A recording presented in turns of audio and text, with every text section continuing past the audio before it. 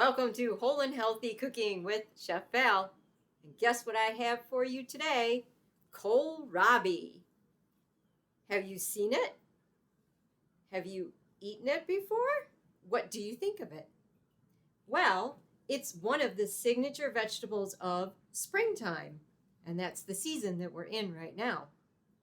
Interesting to note that kohlrabi is in the cabbage family, and the leaves on the kohlrabi kind of look like collard green leaves, which is also in the cabbage family.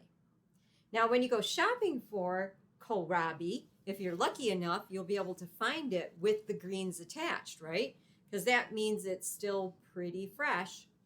And so this is the root part of the plant. This is what's grown underground. And these are the leafy green parts. So this would be your yang, condensed, strengthening part. And this would be your more upward moving energy yin part. You can eat both parts of it. And I plan on using both parts of it. So kohlrabi, interesting that it has a very thick skin. The skin is very fibrous, so it's going to be kind of hard to eat. So one of the first things we're going to want to do is take the skin off. And so you bring the kohlrabi home from the store. And now let's go to the cutting board.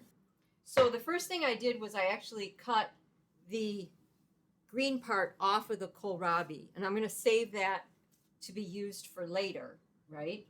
Now, this bulb, I already started peeling because I wanted to show you the peeling process, but it's relatively hard to peel because, like I said, the skin on kohlrabi is kind of thick and fibrous.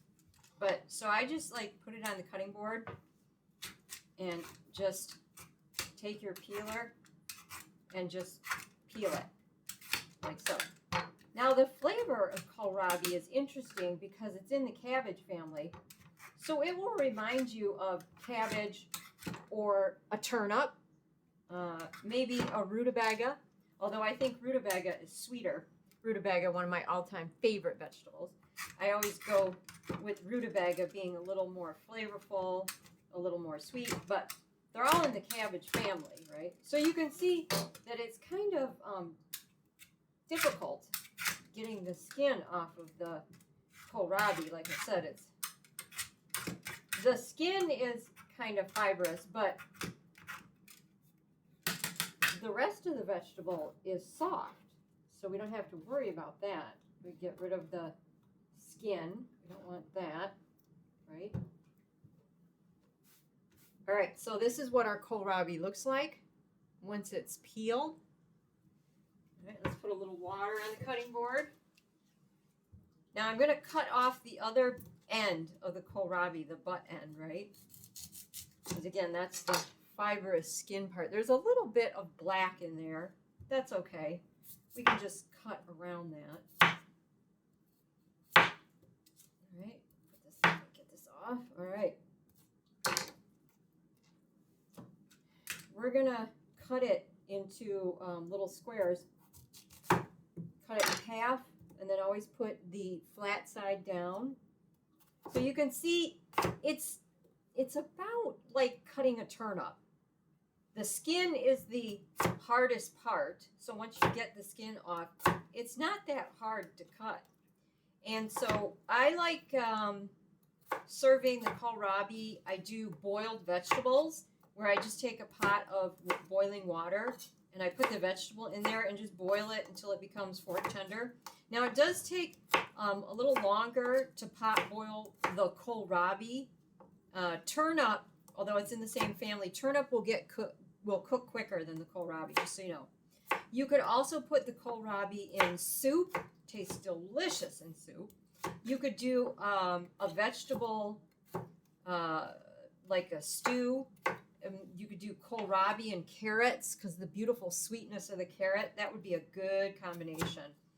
And so you can put it in there. Also, because it's a spring vegetable and everything, I was thinking in my head, I'm always creating recipes.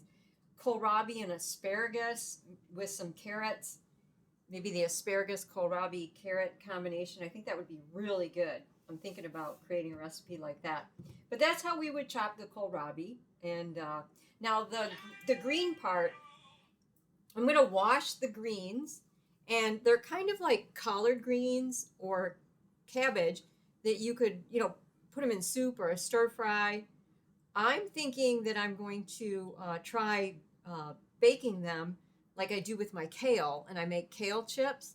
I'm going to take the leaf and I'm going to bake them and see if they become crispy like a kohlrabi chip. So I'm going to do that and see how that turns out. But this is what the kohlrabi looks like in the store.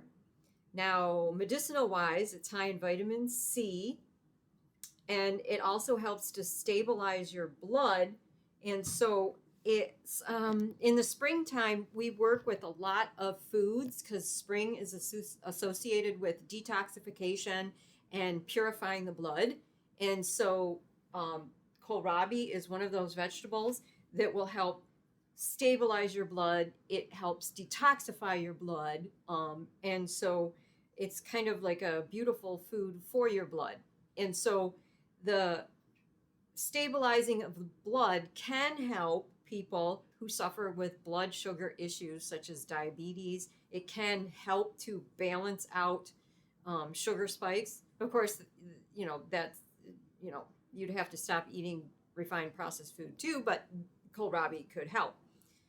High in potassium, contains vitamin A, vitamin K for your bones, magnesium, iron. It's high in iron, okay?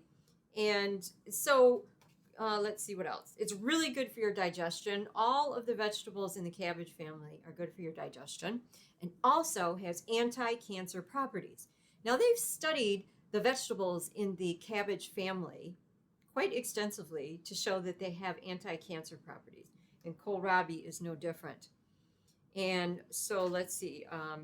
Interesting to note that the beautiful kohlrabi was actually a staple food, something that people ate on a regular basis in Eastern Europe until it was replaced by the potato. Some people say that the kohlrabi kind of reminds them of a potato, which I can see that, but it reminds me more of a turnip or a rutabaga, really. And the smell, as I was chopping it, it definitely smells like a turnip, the cabbage family-ish. And so it's just a fantastic, flavorful vegetable that you can start incorporating into your dishes.